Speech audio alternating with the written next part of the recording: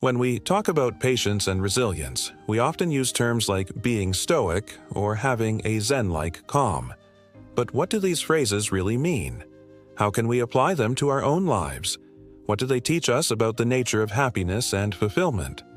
These are some of the questions we'll explore in today's video, all based on a story shared by Brad Stolberg.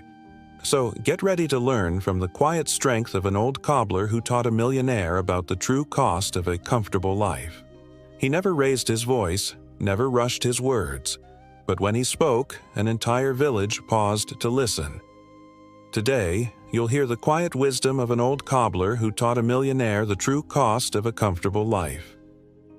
In a small town nestled between rolling hills and centuries of history, there lived an old cobbler named Dada Karim.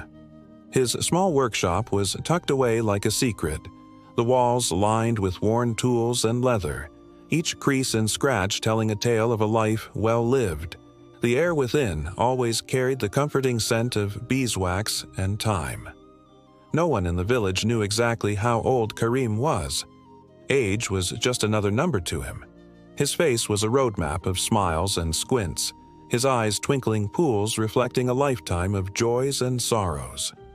Everyone agreed he had the eyes of a man who had seen more than one lifetime.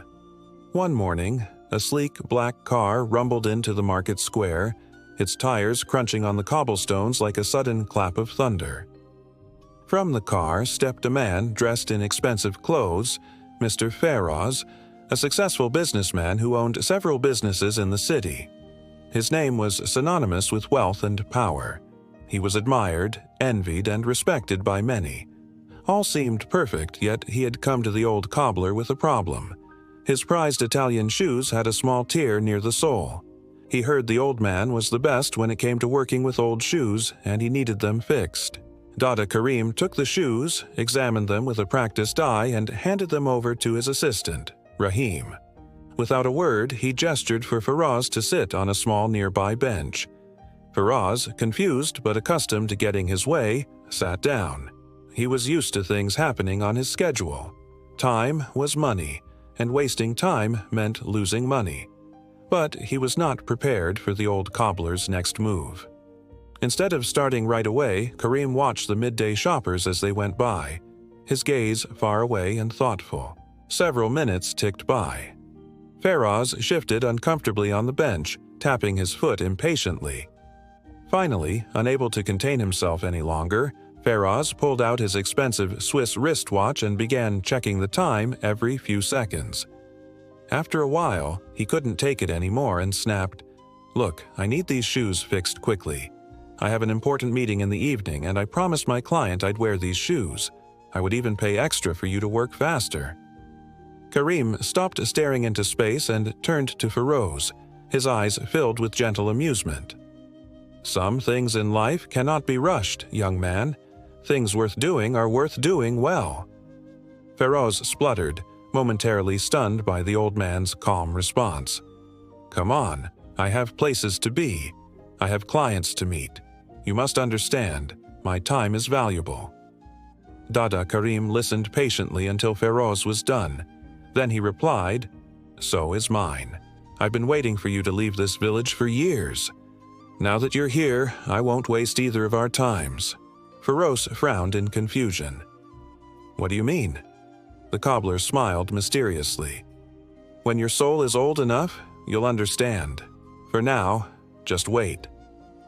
Feroz felt a flush creep up his neck, his carefully constructed composure crumbling like dry leaves. How dare this old man talk to him like that? He was used to being the center of attention, the most important person in any room. But there was something about Karim's unwavering calmness that unnerved him. As if sensing Feroz's turmoil, the old cobbler spoke again. "Do you know why I chose to sit here instead of closing my shop? Because I wanted to see the world go by. I love watching people. They're like passing clouds, each with their own story." Pharaoh looked away, unable to meet the old man's steady gaze. "That's all very well and good, but I don't have time for this. Just hurry up with my shoes." A hint of sadness crossed Karim's face, but he quickly shook it off. "All right, I'm done. Come and take your shoes." Faraz hurriedly got up from the bench and went over to the counter to collect his shoes. But what he saw made him stop in his tracks. The shoes looked older and more worn than before. Faraz exploded, his anger boiling over. "What have you done? These are ruined. I specifically asked you to fix them, not destroy them." Dada Karim remained calm, his eyes twinkling with amusement. "They're stronger now, more durable, and I stitched them with care. But you wouldn't understand such things. You're too busy chasing wind. When the wind becomes a storm, you seek shelter." Faraz stammered, trying to find the right words to respond. "How dare you? I am not some pauper who can't afford new shoes. I'm willing to pay double. In fact, triple for a new pair. What do you know about my life?" The cobbler's smile widened, his gaze turning serious. "More than you think. Your shoes are like your life, filled with holes and tears. You run too fast, never stopping to mend or even enjoy the journey. You haven't walked these paths. You've sped through them, missing the beauty along the way." Faraz felt a pang of guilt mixed with annoyance. Was this old man reading his mind? How could he possibly know so much about him just from looking at his shoes? Dada Karim continued, "You wear these expensive shoes, but it seems like you don't feel the ground beneath you. You're disconnected from life.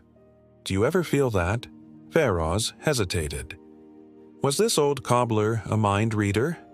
He did feel disconnected sometimes, like a ship sailing through life without anchoring in any port. Karim reached out, his gnarled fingers tracing the lines on Faraz's shoes. "These shoes are meant to be walked in, not raced in. But you haven't done that, have you? You've let your life pass you by, chasing shadows and gathering wealth, yet remaining empty inside." Faraz's anger evaporated, replaced by a strange emptiness. He realized the old man was right. His life had become a relentless pursuit of more money, more status, more possessions. But what was it all for? He was rich, yes, but at what cost? Dada Karim looked up, his eyes filled with kindness. "It's not too late to change course. Start by feeling the earth under your feet, by noticing the warmth of the sun on your skin and the laughter of children at play. These are the riches of life that you've been missing." Faraz felt a lump forming in his throat, the dam of his composure breaking. Tears welled up in his eyes as realization dawned on him. Dada Karim reached out, placing a hand on Faraz's shoulder. "The world needs your skills and talents. Use them to make a difference, to touch lives, to create real value.